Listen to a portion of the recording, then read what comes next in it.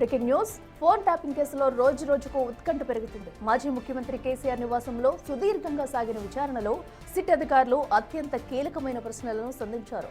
ముఖ్యంగా tapping network లో సూత్రధారులుగా భావిస్తున్న అధికారుల నియామకాలపైనే సిట్ ప్రధానంగా దృష్టి సారించింది.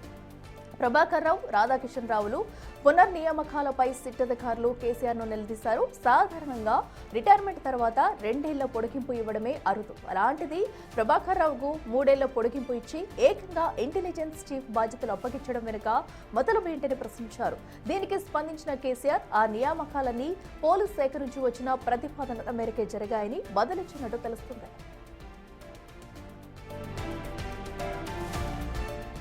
కేవలం నియామకాలే కాకుండా ఆర్థిక లావాదేవీల కోణంలోనూ విచారణ సాగింది. బీఆర్ఎస్ పార్టీకి ఎలక్ట్రానిక్ బాండ్ల రూపంలో భారీగా విరాళాలు ఇచ్చిన పారిశ్రామికవేత్తల ఫోన్లు ఎందుకు ట్యాప్ అయ్యాయని సిట్ ఆరా తీసింది. అలాగే గతంలో ఎమ్మెల్యేలకు ఎరకేసులో దేశవ్యాప్తంగా సంచలనం సృష్టించిన ఆడియో టేపులు దర్యాప్తు సంస్థల కంటే ముందే కేసీఆర్ చేతికి ఎలా వెళ్లాయన్నది కూడా సిట్ క్వశ్చన్ చేసింది. కేసీఆర్ స్టేట్మెంట్ ఆధారంగా కోర్టులో ఛార్జ్ షీట్ దాఖలు చేసే అవకాశం ఉంది.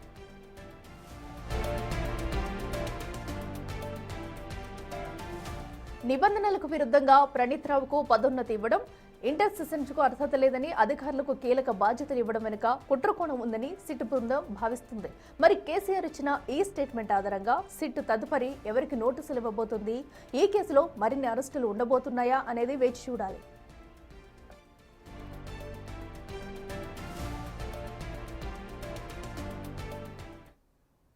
రెడ్డికి మరింత సమాచారం మా ప్రతినిధి అనిల్ లైవ్ లో అందిస్తారు.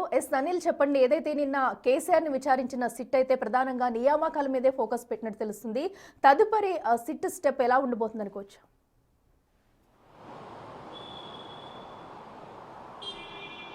ఎస్ఐకిలా ఫోన్ ట్యాపింగ్ కేసులో భాగంగా నిన్న మాజీ ముఖ్యమంత్రి కేసీఆర్ని అయితే విచారించడం జరిగింది. ఈ విచారణలో భాగంగా ఆయన నివాసం నందినగర్లో ఉంటుంది. నివాసంలోనే దాదాపు 4 గంటల 40 నిమిషాల పాటు కూడా ఆయనని విచారించడం జరిగింది. అంటే మధ్యాహ్నం సమయంలో 3 గంటలకి విచారణ మొదలు కాగా దాదాపు 4 గంటల 40 నిమిషాల వరకు కూడా ఆయనని విచారణ చేశారు. ఆ తర్వాత ముగిసిన తర్వాత వాళ్ళు వెళ్ళిపోవడం జరిగింది. అయితే విచారణలో భాగంగా చాలా వరకు కూడా పలు అంశాలపైన, కీలక అంశాలపైన సిట్ బృందం కేసీఆర్ని విచారించినట్టుగా కూడా తెలుస్తుంది. ప్రధానంగా నియామకాలపైనే ఆయన్ని ప్రశ్నలు అడిగినట్టుగా కూడా తెలుస్తుంది. ముఖ్యంగా ఈ రాధాకిషన్కి సంబంధించి కావచ్చు, ప్రభాకర్ రావుకి సంబంధించి కావచ్చు, వాళ్ళ పదవీ కాలం రిటైర్డ్ అయినా కూడా వాళ్ళకి మళ్ళీ ఎక్స్టెన్షన్ ఎందుకు ఇచ్చారనేది కూడా వాళ్ళు సిట్ బృందం ప్రశ్నించినట్టుగా కూడా తెలుస్తుంది. అంతేకాకుండా ఈ ప్రభాకర్ రావుకి సంబంధించి ఇంటెలిజెన్స్ చీఫ్గా కూడా ఎందుకు నియమించారు, మీ నిర్ణయంతో ఈ నియామకం జరిగిందా అనే ప్రశ్నలు కూడా అడిగినట్టుగా కూడా తెలుస్తుంది.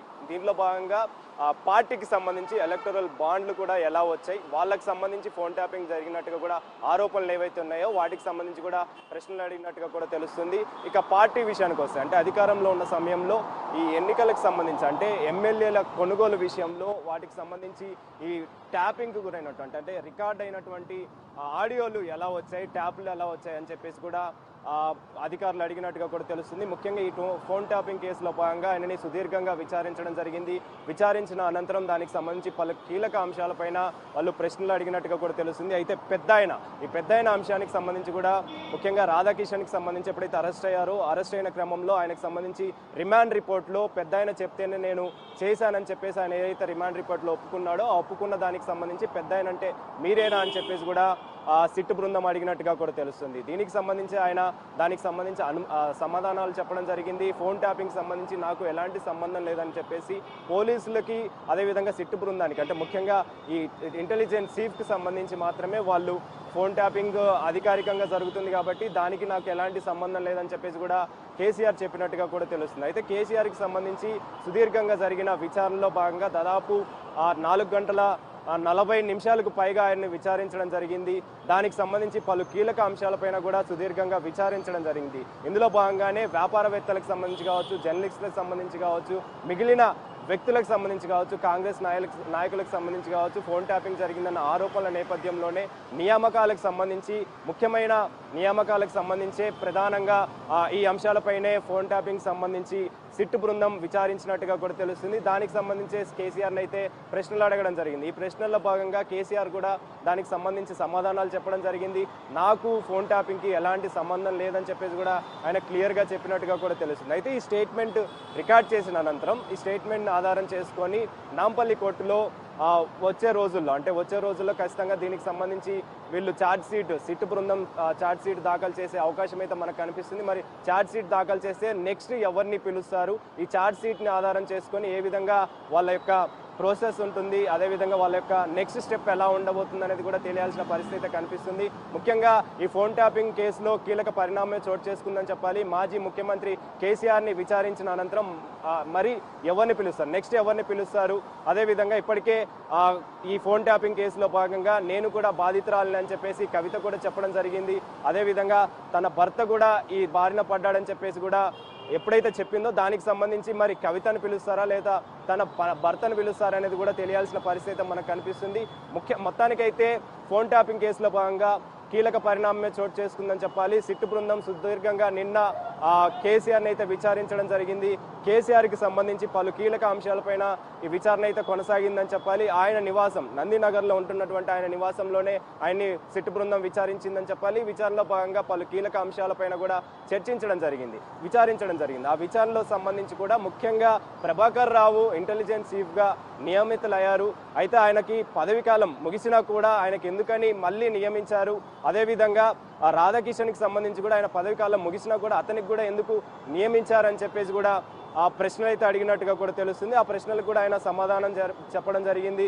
అధికారికంగానే పదవి కాలం అనేది ఇచ్చాము అని చెప్పేసి కూడా దానికి సంబంధించి నాకు ఎలాంటి సంబంధం లేదని చెప్పేసి అధికారులకు సంబంధించి అదంతా కూడా జరిగిందని చెప్పేసి కూడా ఆయన సమాధానం ఇచ్చినట్టుగా కూడా మనకు సమాచారం అందింది. సో మొత్తానికైతే ఫోన్ ట్యాపింగ్ కేసులో భాగంగా మరి ఈ రికార్డ్ చేసినటువంటి స్టేట్మెంట్ని బేస్ చేసుకొని నాంపల్లి కోర్టులో సిట్ బృందం దాఖలు చేయనున్నట్టుగా కూడా తెలుస్తుంది. ఒకవేళ దాఖలు చేసిన తర్వాత మరి అరెస్టులకు సంబంధించి కావచ్చు, అదేవిధంగా మీరు చెప్పినట్టుగా ఎవరిని పిలుస్తారు, నెక్స్ట్ ఎవరికి నోటీసులు పంపుతారనేది కూడా ఉత్కంఠ నెలకొనిందని చెప్పాలి. నిన్న మొత్తం కూడా అంటే తెలంగాణ రాష్ట్ర వ్యాప్తంగా కూడా ఈ ఫోన్ ట్యాపింగ్ సంచలనం సృష్టించిందని చెప్పాలి. ఈ ఫోన్ ట్యాపింగ్ కేసులో భాగంగానే మాజీ ముఖ్యమంత్రి కేసీఆర్ని బీఆర్ఎస్ పార్టీ అధినేత అయినటువంటి కేసీఆర్ని విచారించడం జరిగింది. విచారణకు సంబంధించి కూడా పలు కీలక అంశాలపైన ఈ విచారణ అనేది కొనసాగిందని చెప్పాలి. ఆ విచారణలో భాగంగా అంటే ఇప్పటికే కేటీఆర్కి సంబంధించి కావచ్చు, హరీష్ రావుకి సంబంధించి కావచ్చు, సంతోష్ రావుకి సంబంధించి కావచ్చు, వాళ్ళందరి స్టేట్మెంట్ని బేస్ చేసుకొని ఈ కేసీఆర్ని విచారించడం జరిగింది. విచారణలో భాగంగా వాళ్ళ స్టేట్మెంట్ ఏదైతే ఇచ్చారో వ్యాపారవేత్తలపైన, అదేవిధంగా జర్నలిస్టులపైన, మిగిలిన కాంగ్రెస్ నాయకులపైన కూడా ఫోన్ ట్యాపింగ్ జరిగిందని ఏదైతే ఆరోపణలు ఉన్నాయో ఆరోపణల నేపథ్యంలోనే పెద్దాయన అంటే ఎవరు అనే ప్రశ్న కూడా లేవనెత్తారు. అంటే రాధాకిషన్ ఇచ్చినటువంటి రిమాండ్ రిపోర్ట్ ఆధారంగా పెద్దాయన చెప్తేనే చేశామని చెప్పేసి రాధాకిషన్ ఒప్పుకున్నాడు కాబట్టి ఆ పెద్దాయన అంటే మీరేనా అని చెప్పి కూడా ప్రశ్నలు అడిగినట్టుగా కూడా తెలుస్తుంది. సో ఓవరాల్గా అయితే ఈ ఫోన్ ట్యాపింగ్ కేసులో భాగంగా ఈ ఛార్జ్ షీట్ దాఖలు చేసిన తర్వాత ఎవరికి నెక్స్ట్ నోటీసులు ఇస్తారనేది తెలియాల్సిన పరిస్థితి మనకు కనిపిస్తుంది. Right Anil, thank you.